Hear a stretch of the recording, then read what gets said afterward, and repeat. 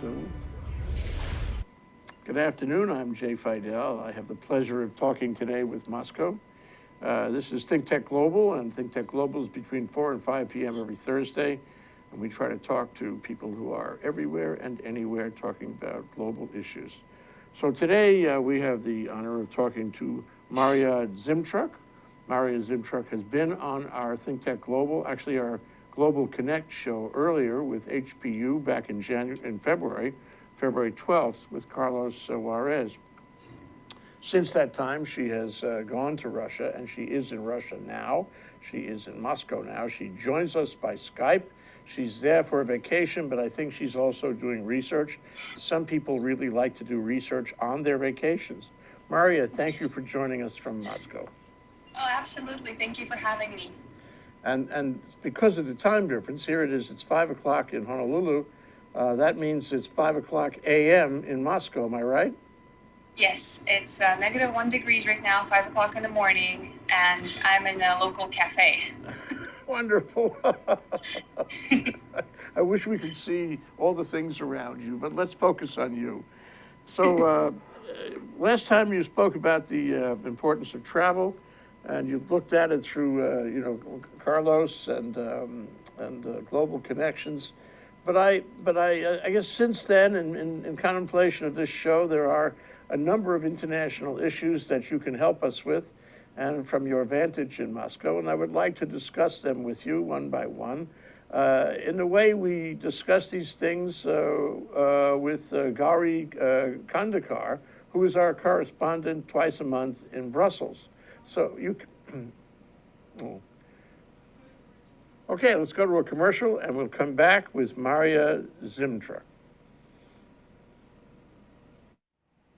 Aloha, I'm Hunter Hevlin, host of Sustainable Hawaii here at ThinkTech Hawaii. You can tune in every week on Thursday at 2 p.m. to see interviews with sustainability professionals from around the state and even further abroad, learning about activities with water management, food security, waste management, and a whole host of other fascinating opportunities to get engaged with making a greener island. So if you're interested in making the transition from consuming individuals to communities of producers, check us out every Thursday. Okay.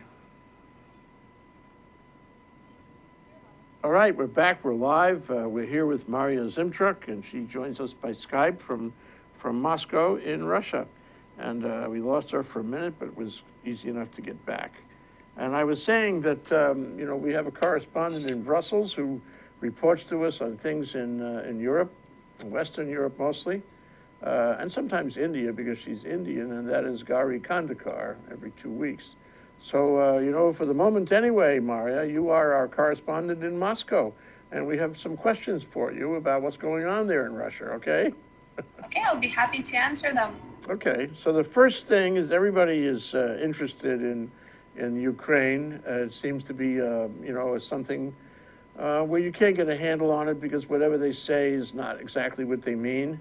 And you have effectively a war going on and a truce going on all at the same time. And the borders change, the agreement changes, and the future changes around Ukraine. Ukraine's future is hanging in the balance here. And I'm curious to know, from the vantage of someone in Moscow who has been talking to people in Moscow, presumably looking at the papers in Moscow, what do the Russian people feel about Vladimir Putin's adventure in Ukraine? Well, the Russian people in general about the conflict are not very happy because, we are all Slavic people and we're basically fighting against each other. So the general notion of the conflict is definitely negative. They don't want to continue to have this.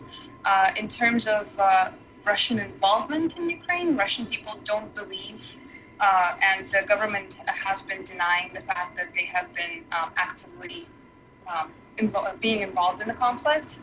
And there is no clear evidence that they are there. And it's very difficult to grasp whether Russians are actually fighting and Putin has been sending troops and ammunition and any financial support to continue the conflict. So it's very split opinions, and no factual information. The only factual information that's been presented through the means of mass media was that Russia wishes well to Ukraine to stabilize their political and economic crisis as soon as possible and return to normal way of life where people are safe and happy. Yeah. There was an article on National Public Radio a few days ago which really caught my attention. And a reporter, in Russia found a young fellow who had been, recruited into the I forget what you call it, but it's the volunteer army that was fighting against the Ukrainians. Okay, and he was in the Russian army, and he'd been recruited into this volunteer army. Now the official Putin position on this, the propaganda is that there are Russians who are volunteering to fight against the Ukrainians. But in fact, this young man, and he was on the radio, was saying, I wasn't volunteering. They forced me to go. And if anybody's telling you that I volunteered, I did not volunteer. My arm was twisted. I was told that terrible things would happen to me if I didn't go and fight against the Ukrainians. And I found that very interesting because that's inconsistent with the official party line. Now, is the press in Russia free enough to report that, or do we only hear that in the West through NPR? Are there newspaper articles covering the issue of whether these young men are volunteering or whether they're forced? No, they do not. Actually, in regards to volunteering, the military forces in Russia, it's not an option. You are obligated to serve your country, and if they tell you to go and do something, they will. But the issue here now is that there is no proof, like legally, technically, that Russians are fighting in Ukraine. So everything that we hear here in Russia is, basically can be considered as speculation. And there are reports of Ukrainians having their military force based on hired fighters who are coming from the Middle East, who are coming from countries in Africa, and it's not actually Ukrainians who are fighting. So it's very, it's such a messy situation that you can just pick and choose. Mm-hmm. However, Russia does not cover any reports. I have not heard of anything as such on public media. Maybe some opposition websites, but not on the national television. Okay, yeah. Let me follow that up by asking. I mean, is the press in Russia free? Granted that the government is going to want to push its view of things, whether that's accurate or not. I think people probably question whether that's accurate.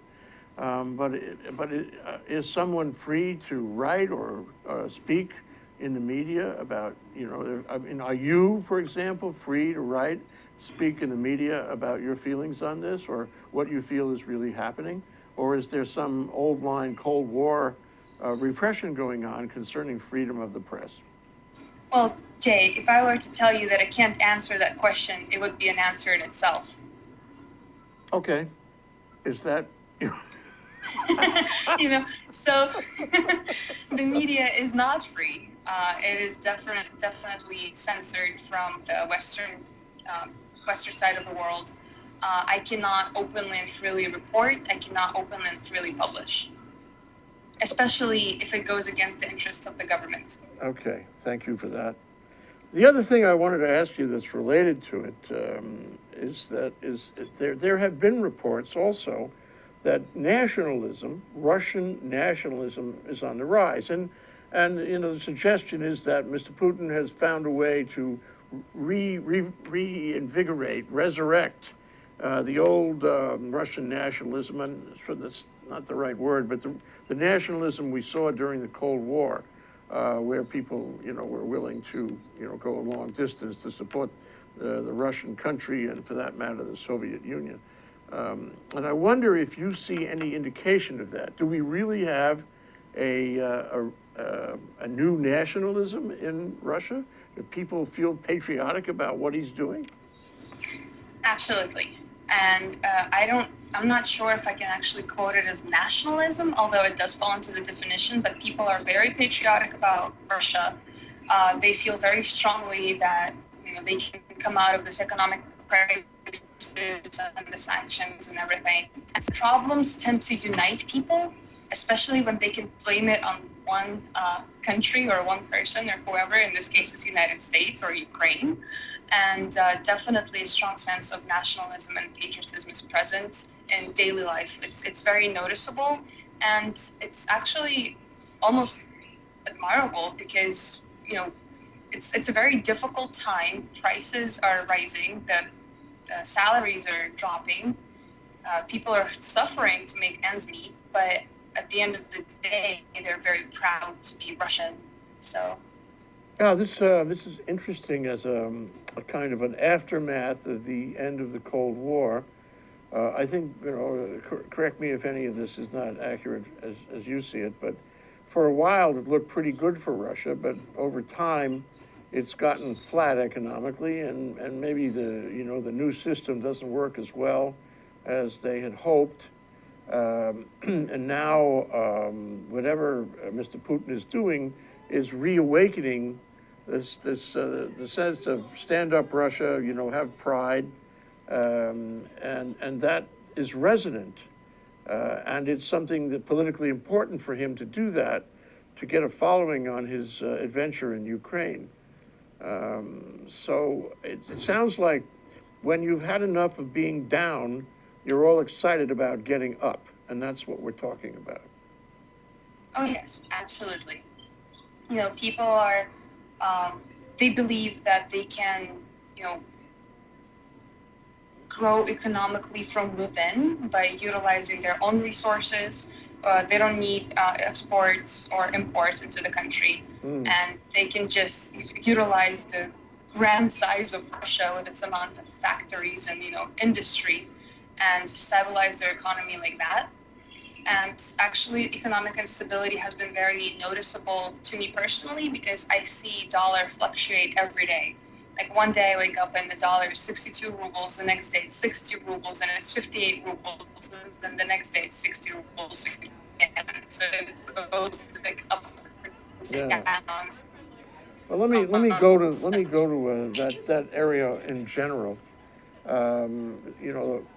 Because of the sanctions that the Western Europe has put on the Russians. Unstable economic situation.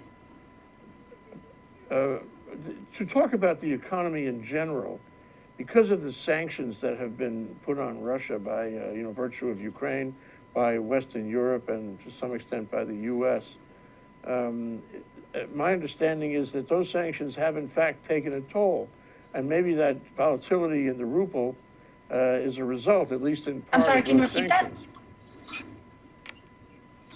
So I'm wondering, whether the people have confidence in the economy right now.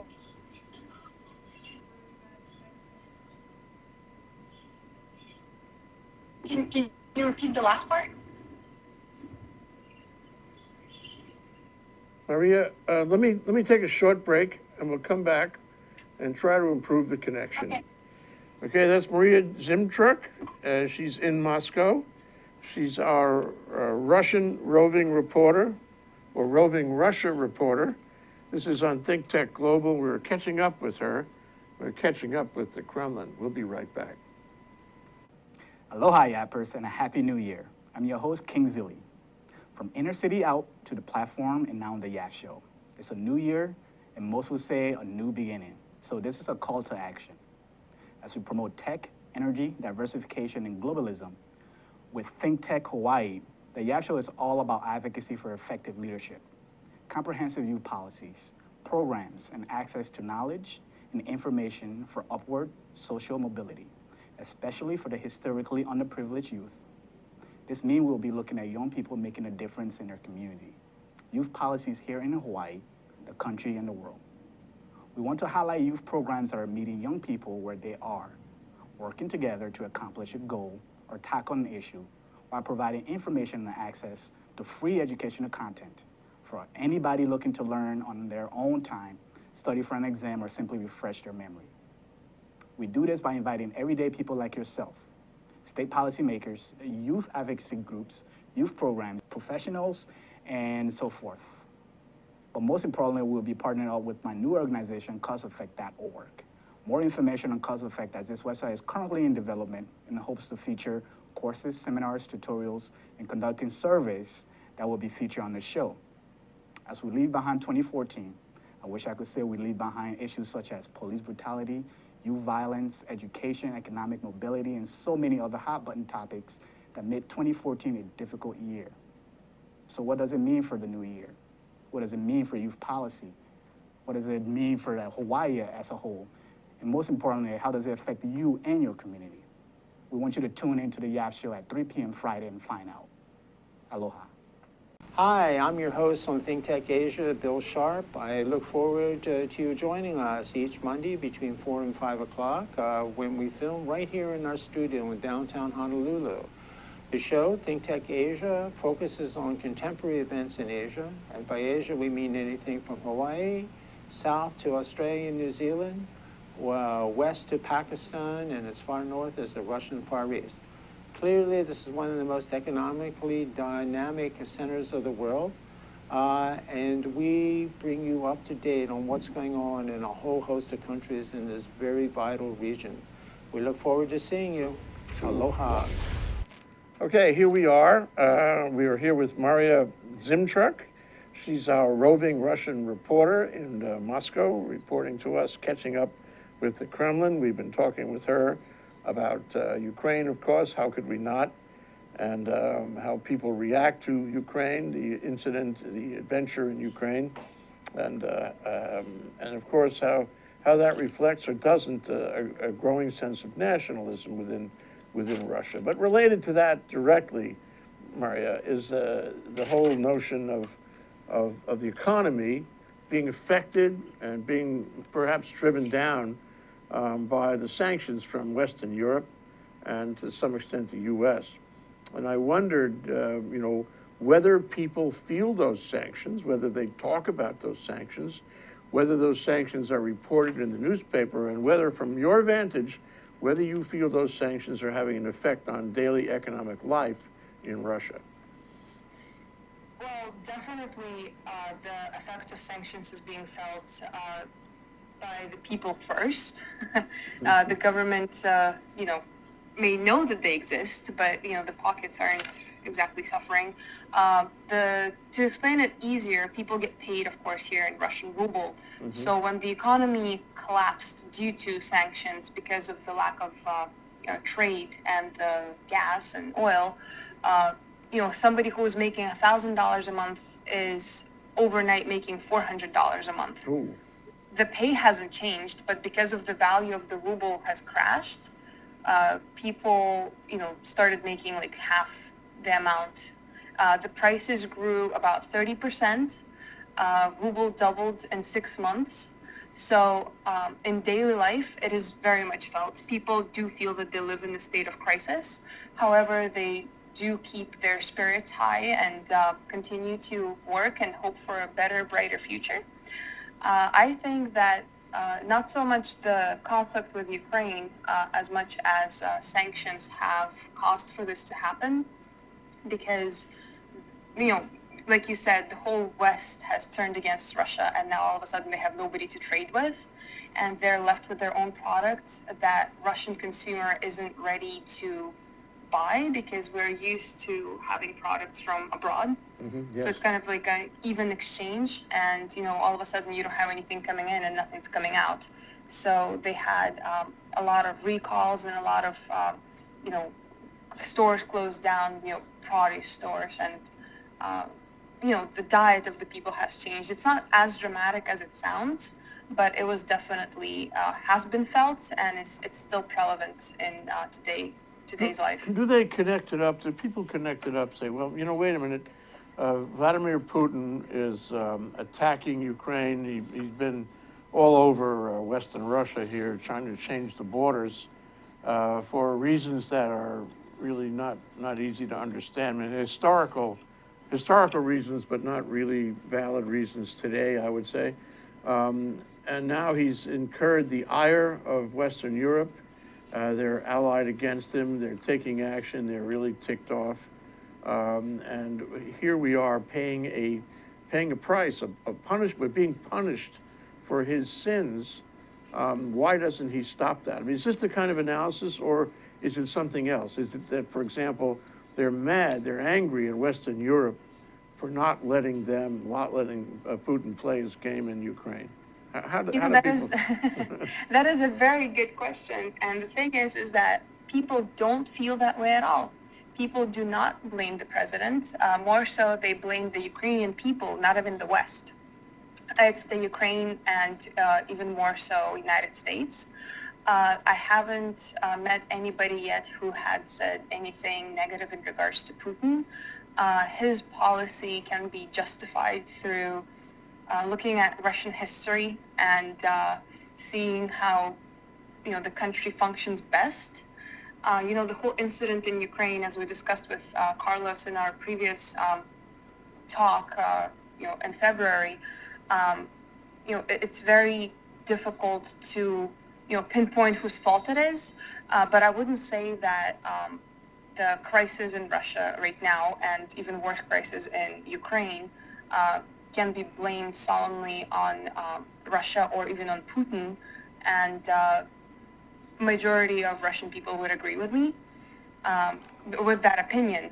Mm-hmm. And the reason why is because there's always two sides to a coin. Mm-hmm. Yeah.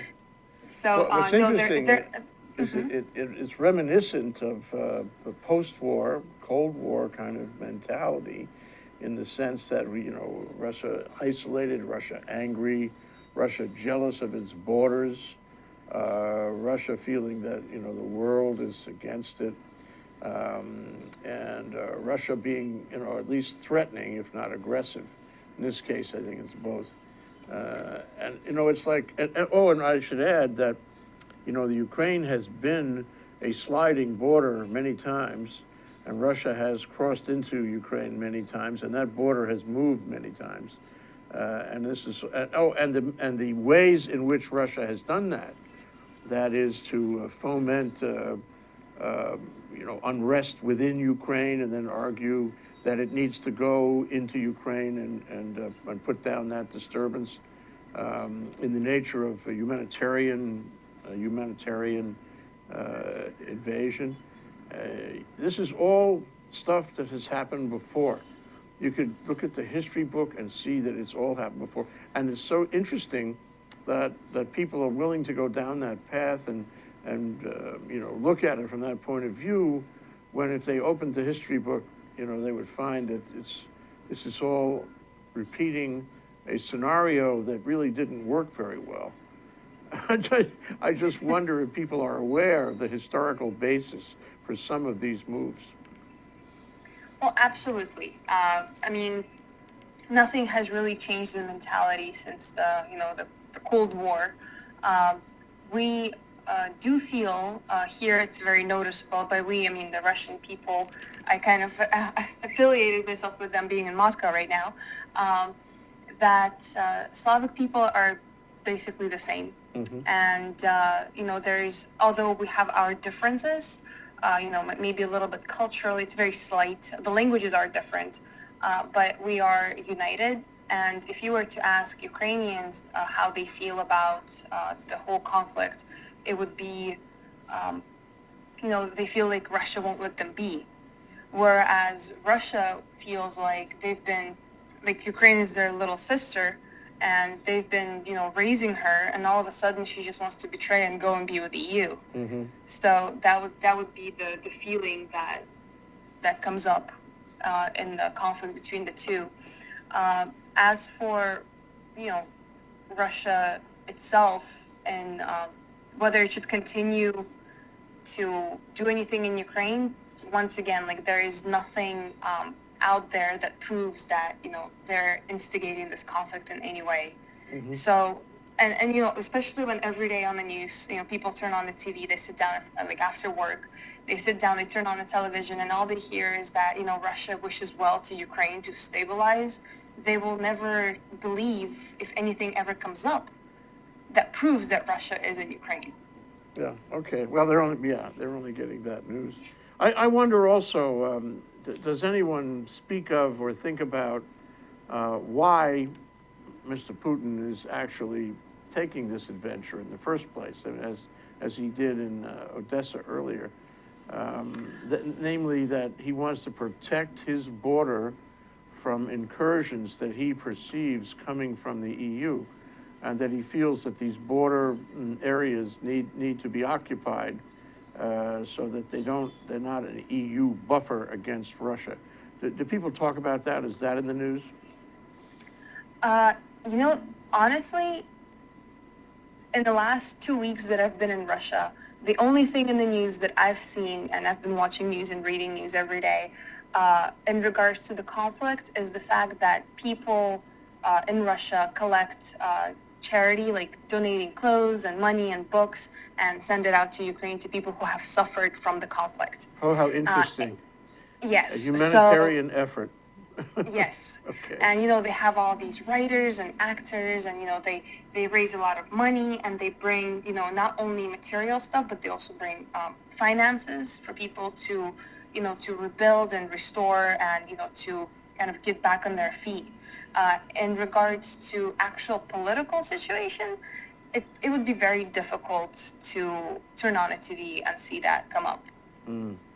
One other thing, looking at it from the Russian side of the line, you know, there have been some difficult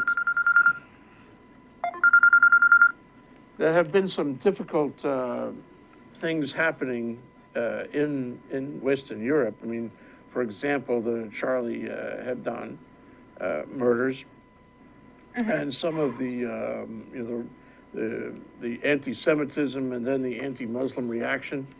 And I wonder if this is known in Russia, whether this is part of the news that the public news, and whether how people react to it. Have you heard anything about those issues from where you stand? Oh, absolutely. Everything that happens internationally, like outside of Russia and outside of Russian-Ukrainian conflict, it's on the news. Absolutely. You know, and even insignificant information like, you know, art gallery opening up in Spain, that would be in the news too. And, you know, more serious things like anti-Semitic actions in, you know, France, for example, all of that is on the news. The only thing that's being avoided and filtered is anything that has to do with Russia, Ukraine, US, Yeah, the border, and NATO. Yes. So. Oh, yeah, and you mentioned one thing, and I wanted to pursue that, is that a part of this whole affair, in the way the state media and the people react to the Ukraine issue, is that the U.S. is somehow at fault. The U.S. has taken action which is adverse to the interests of Russia in the Ukraine adventure. I mean, is that? Can you explain a little about that? Well, absolutely. Even if we look at the conflict right now that's going on with the Baltics, where U.S. has sent troops, 3,000 U.S. troops and 75 tanks and a lot of ammunition for training, 3 months training in Lithuania, Estonia, and Latvia. If you look at that, they're only 200 kilometers away from Russia. And people have expressed their, you know, negativity about this by saying, you know, posting it on social media. You know, what would Americans think if we would rolled up so much ammunition 200 kilometers away from New York? You know, wouldn't they feel threatened? So it's the same with everything else. I mean, Russia does feel threatened very much because, you know, from the Baltic side, they're surrounded by NATO. Right now, there's uncertainty in Ukraine. And technically, the only country that's separating Russia from the EU right now is Belarus. So, because, yeah. So interesting that, you know, and if you hear it on this side of the line, the people in the Baltics, who's to say what's really true? The people in the Baltics are concerned that the next Russian adventure will be to make a further incursion into the Baltics. And that's why the Baltics are reacting, in the way they are with the exercises and so forth. So is there anything in the press, in the public discussion in Russia, to the extent that the people in the Baltics have expressed concern about a repetition of the Ukraine in the Baltics? Actually, no. I have not seen that in the media. However, I did hear Russian Foreign Minister Sergei Lavrov say that they have confirmed their stance that military buildup near, as he said, our borders, the borders of Russia, does not contribute to the restoration of trust in Euro-Atlantic. We are forced to react in an adequate way, but we're sure that these issues need to be resolved through an equal dialogue based on mutual respect. Mm-hmm. So, the Baltic countries, from what has been presented, from the people's stance, they're excited. They're excited because, they're like, nobody ever hears about Baltics or what's going on there. Mm-hmm. And now they're on, a mass scale, and it's definitely a very nervous excitement because of, a possible conflict that may arise. Yeah, this is not a good thing. This is a tension we didn't need to have in the world today, and it's really regrettable. I hope it passes quickly, but everything that happens seems to escalate the tension between Russia and Europe, and thus affect, among other things, the Russian economy. It's too bad. But I'm wondering, you said that Russia and the Russian press and the Russian people are fully aware of everything else going on in Europe, and I wonder how they feel, for example, about Charlie Hebdo, and how they feel about the reaction of the French people to the anti-Semitism.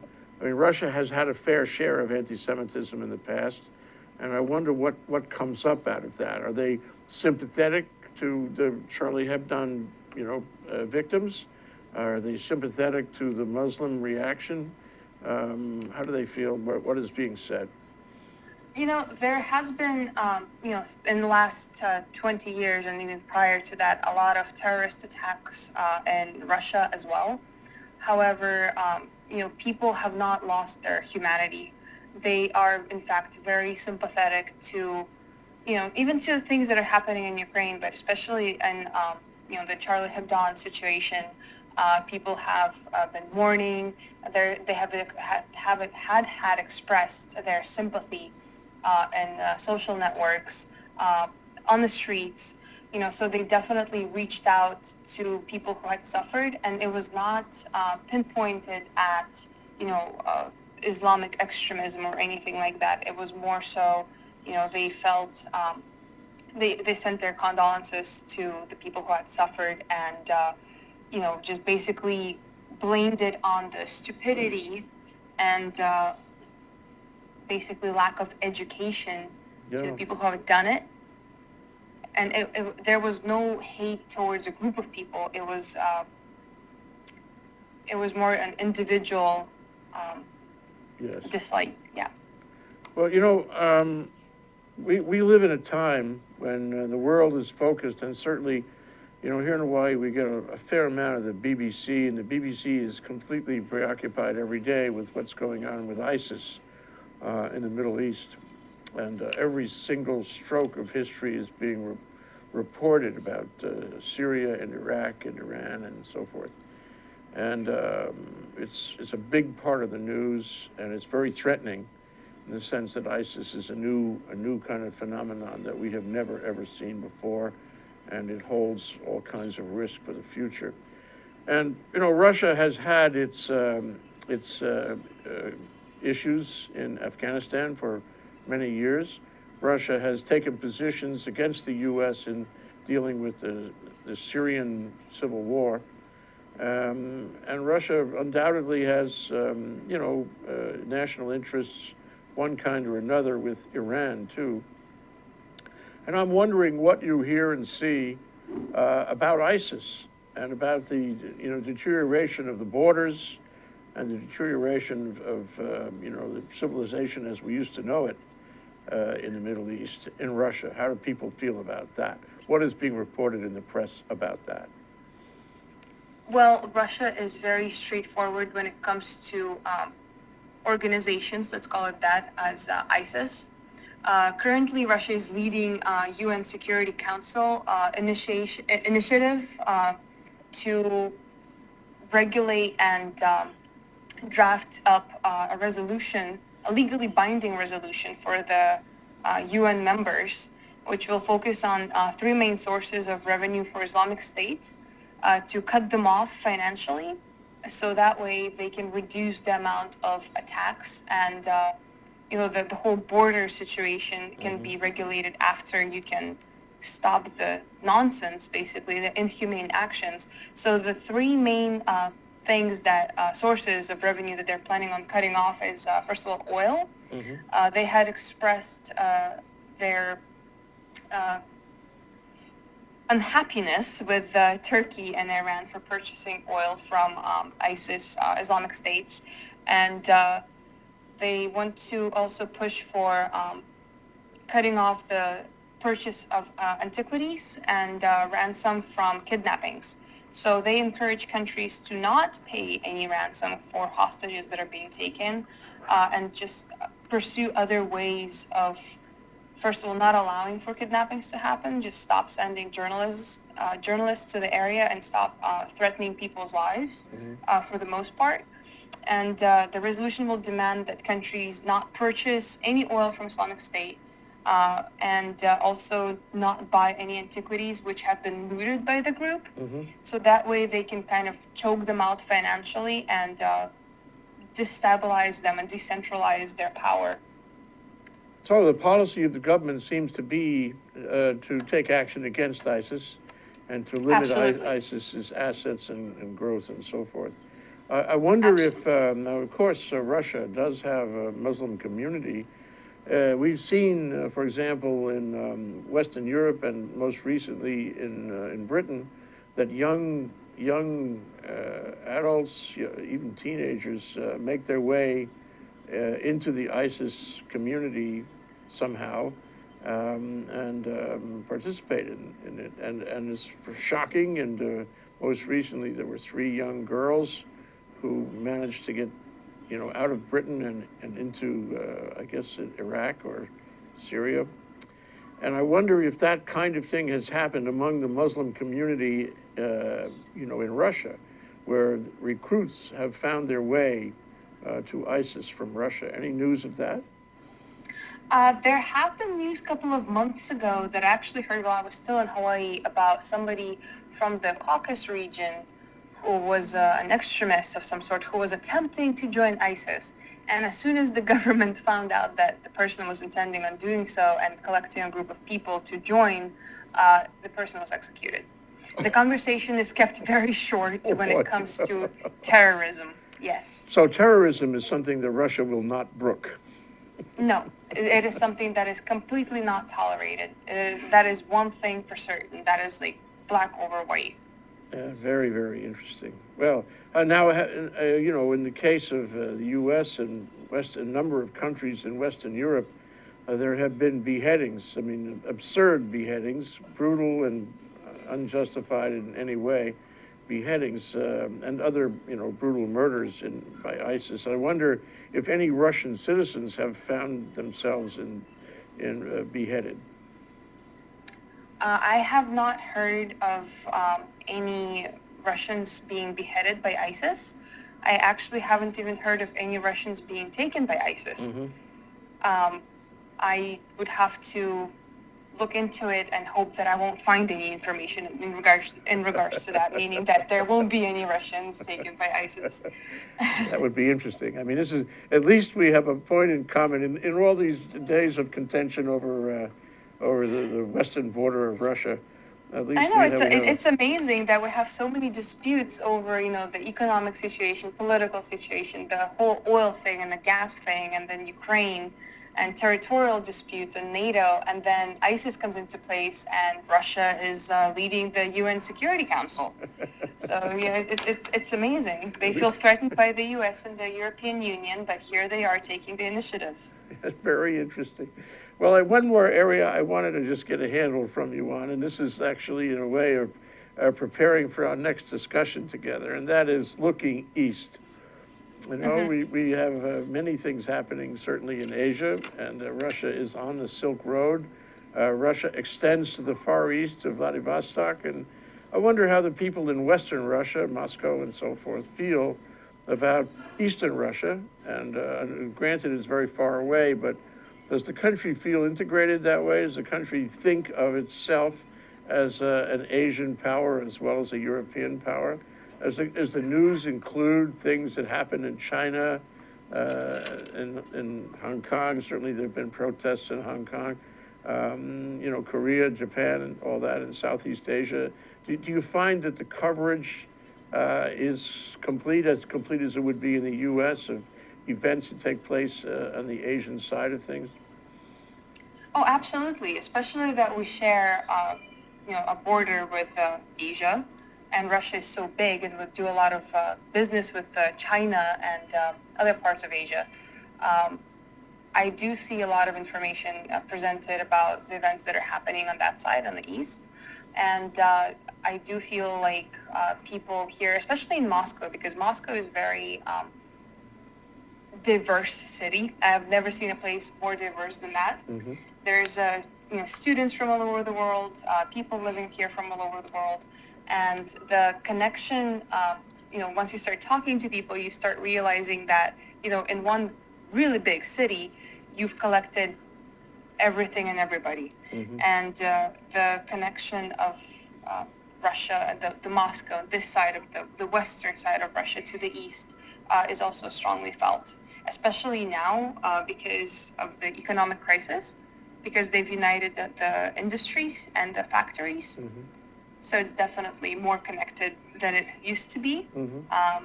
and also with Asia. Well, on the Asian thing, goes back not too many years when Russia and China were, joined at the hip as communist countries. They cooperated in many ways. They both had a similar philosophy over Marxism. And now you find Russia is, troubled. Russia is concerned about its borders. I guess everybody's concerned about their borders these days. Russia, is suffering in an economic controversy with Europe, and at the same time, China is, for the most part, very successful and very together. The Politburo has worked pretty well in bringing China into a high, state of economic development. There must be an envy, or there must be a reaction of some kind, where before Russia and China were pretty much on the same page in many ways, vis-a-vis the rest of the world. That can't be true anymore. How does the average Russian feel? How does Russia, as you see Russia, how does it feel about China? What's its reaction to the success, the growth, the power of China? From the people that I've spoken to, and I've talked with people who work for the government organizations, for the government itself, they're actually talking about investing into China, because China is the next big thing. So they gladly accept the fact that China is one of the superpowers now, and within 10 years time, the investments are going to boom. And I haven't heard any envy. It's kind of more of a very separate thing. So it's kind of like, oh, my neighbor got a new car. Good for him. I still like mine. Well, that would be very positive if Russia took the time and opportunity to invest in China and try to make deals in China, not necessarily political, but economic. If Russia, acted like a Western capitalist country, and China's kind of an Eastern capitalist country, and forged its relationships on the basis of deals and economic arrangements, I think we'd all be happier. The notion of violence is really not helpful, and maybe Russia ultimately will see its way next 5 or 10 years to truly becoming a member of the global economic community, where now I'm not so sure that that's the first priority. What do people say about that? What do you feel about that? Well, I haven't really seen anybody express their opinions about wanting to become a global economic community. I have heard people say that, the whole sanction situation is only going to hurt those who push those sanctions against Russia, because they're going to, Russia is going to learn how to work under tough economic conditions and basically bloom on its own. Yeah, build self-reliance and Absolutely, yeah, not need the rest absolutely. of the world. Yes, that's, and the world is going to depend rather than contribute. Yeah, not too bad. This is not the optimal. Very ambitious. Okay. Well, I mean, the problem is that they can always turn off the gas, and Western Europe will freeze. So, and that's a question of sustainability and self-reliance versus dependence. And if you have a global economy, you certainly are interdependent. Well, I wanted to ask you, if we could do this again, Maria. Can we come Absolutely. back in a couple of weeks and get another report from you from the Kremlin? Absolutely, and hopefully this time I'll have a much better internet connection. And I'll have more information for you in regards to ISIS and Russians and the whole development with the situation in Ukraine. Thank you so much. Maria Zimchek, who is our roving Russian reporter at the Kremlin. We are catching up with her at the Kremlin here on ThinkTech Global. Thank you so much, Maria, and do svidaniya. Thank you, Jay. До свидания.